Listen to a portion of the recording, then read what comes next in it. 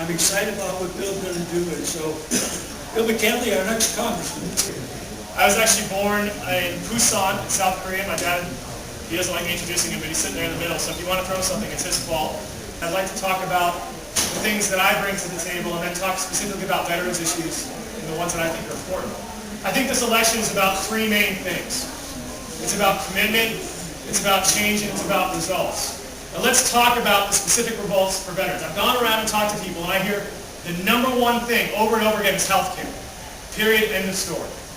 People are worried that when they get out, they were promised certain things. They were promised that they would get taken care of for the disabilities that they got, for the conditions that they got in combat. And it is not happening. The number one thing that the United States Congress can do right now is to fully fund health care at the Veterans Administration. But we owe it to people to put that money in there so that people can get taken care of. That has got to be a no-brainer. It's the number one thing I will support in terms of veteran issues when I get into Congress. One of the issues that we have here in New Mexico is that there's a lot of veterans living in very remote places. How many hospitals, VA hospitals, are there in New Mexico? Where is that? How many beds does it have? 216. 222? They must have bumped it up by 6 since the last time we had. But there's no... I agree with you. I will take your judgment. The point is the facilities aren't there to take care of people, and there needs to be more done to make sure that rural people have more access to health care. And then there's something that's a real tragedy, is that if you want to go to Albuquerque to get taken care of, you're supposed to get reimbursed for the mileage that it takes you to get there. Anybody know how much the federal government pays veterans who want to go to Albuquerque to get retired for a mile? 11 cents. 11 cents a mile. That number has not been increased since 1978, which is the year I was born. How much do federal employees get when they're traveling for federal stuff? 43 cents. 48.5 cents a mile. I used to get 43. It's 48.5 now. Oh, I should be able to work, okay.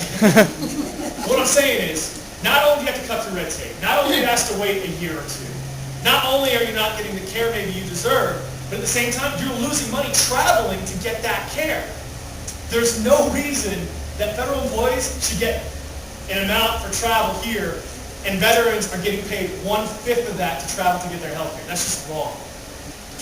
Kevin Dacey, who runs a lot of the American Legion people here in town, told me that there is one mental health counselor in the VA available for people in southern New Mexico. Is that right? That's sick. That's wrong. And you have a lot of guys, especially now, coming out of Iraq and Afghanistan that have issues that need to get taken care of in terms of mental health. And for us to only provide one person, one counselor for all those people, it's not right. New Mexico has one of the highest veterans per capita populations in the country, and we don't have the people in place that can take care of people's problems. Let's shift from healthcare or disability to talk a little bit about homelessness. Does anybody know on any given night how many veterans are homeless in the United States? Anyone want to guess? Huh? Like 1/4 of all homeless people are veterans. Right. 200,000 people, veterans, are homeless on any given night in the United States. That's the population of Dunyan County. That's what it is. In any year, there's about 250,000 veterans homeless at some point during the year. That's not right. And there's two things we need to do to help with that situation. First is, we got to talk about the mental health situation.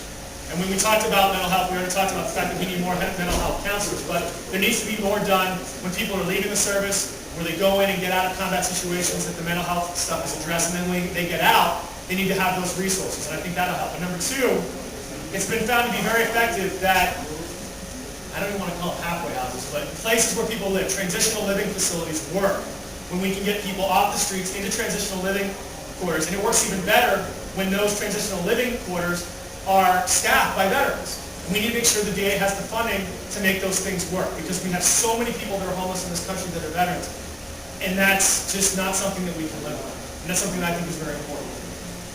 Over the last 5 years, the GI Bill, the percentage you can get for GI Bill for educational reimbursements has gone up 20%. The cost of higher education has gone up 35%. And this isn't just something that's been happening over the last 5 years. It's something that's been happening over the last 20 years or so. And so we need to make sure that the GI Bill and all those other educational opportunities are matching what the actual cost of higher education is going to be. It's very important that we do that.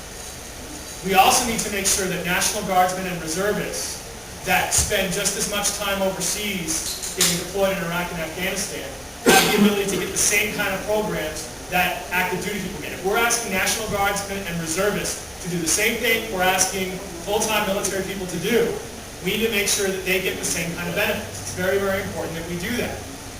If you elect me to be your representative, I fully expect to come back 2 years from now and for you to say to me, what have you done? Don't give me the rhetoric, don't give me the baloney, don't give me excuses. What have you done? And if I have not given you those things, if I can't come up with a good explanation, I expect you to kick my tail out of it.